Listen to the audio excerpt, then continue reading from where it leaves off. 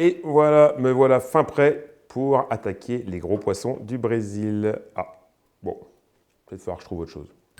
Hop. Nouvelle question. De Brutus XXL, ah bah tiens, qui tombe bien et qui nous demande: Bonjour Julien, je prévois un voyage exotique très prochainement et j'aimerais connaître un nœud qui résiste à toute épreuve et à tous les gros poissons. Auriez-vous une idée et des conseils? Eh ben, ça tombe plutôt pas mal puisque je dois également m'y mettre. Il est temps de faire et de découvrir le nœud FG. Alors pour réaliser le nœud FG, il nous faut les deux éléments que nous allons raccorder, c'est-à-dire une tresse de gros diamètre, juste ici, et en guise de bas de ligne, un fluorocarbone de gros diamètre également. Alors pour réaliser le nœud FG, on commence tout d'abord par saisir son brin de tresse. On réalise une grande boucle, comme ici. On vient enrouler autour de son petit doigt la boucle. On fait 5-6 tours pour pas que ça bouge, voilà. Il doit nous rester une longueur d'à peu près 10-15 cm de tresse que l'on vient, hop là, écarter entre l'index et le pouce, de cette manière, pour avoir un brin de tresse bien tendu. Ensuite, on saisit la pointe de fluorocarbone, on vient la passer, hop là, sous notre tresse tendue. Et là va commencer la première étape de la réalisation qu'on appelle le tressage. Donc le tressage, c'est simple, on va faire une boucle sous le brin pour passer ensuite par-dessus le brin. Donc j'ai fait une torsion dans un sens et la deuxième on l'a fait torsion dans l'autre et on passe au-dessus du brin. Voilà, tac. Torsion sous le fil, on passe au-dessus du fil. Torsion sous le fil, on passe au-dessus du fil. Torsion sous le fil, on passe au-dessus du fil. Voilà, donc on continue le tressage jusqu'à avoir la longueur qui vous convient. Alors un EFG, là, généralement, quand il fait 3-4 cm, c'est une longueur qui est amplement suffisante pour résister à la plupart des poissons. Donc là, je suis encore un peu juste, je vais en faire un petit peu encore. Alors hop, dans le bon sens, tant qu'à faire, tressage, tressage. Hop. Donc une fois que j'ai réalisé mon tressage, je viens verrouiller le tout.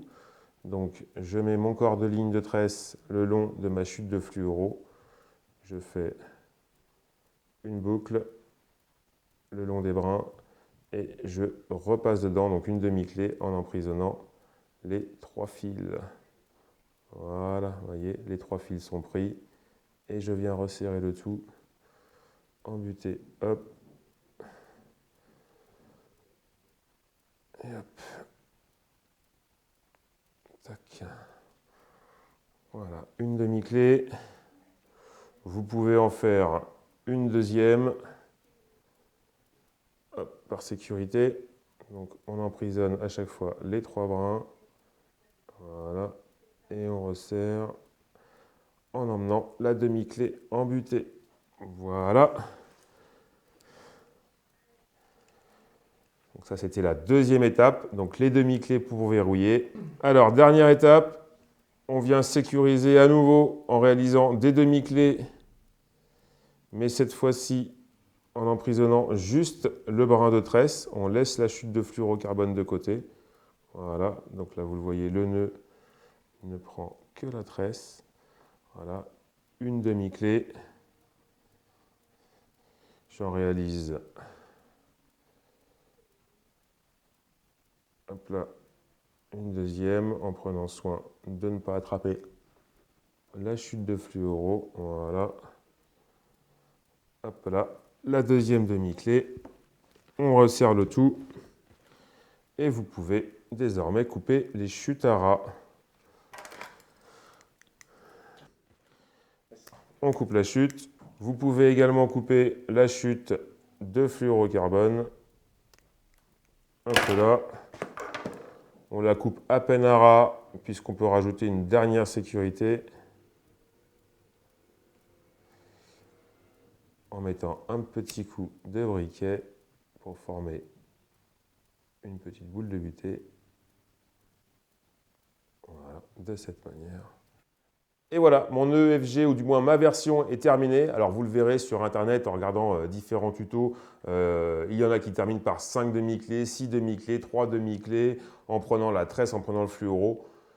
Je dirais que ce n'est pas le plus important. Tant que le tressage de départ est réussi, vous avez un nœud qui à la fin est incassable et c'est bien ce qu'on lui demande. Vous savez donc désormais comment réaliser un EFG. Je vous laisse le personnaliser à votre manière, mettre ça en application au bord de l'eau sur les gros poissons. Et puis nous on passe à la question suivante. Oh, stop! Wait a minute.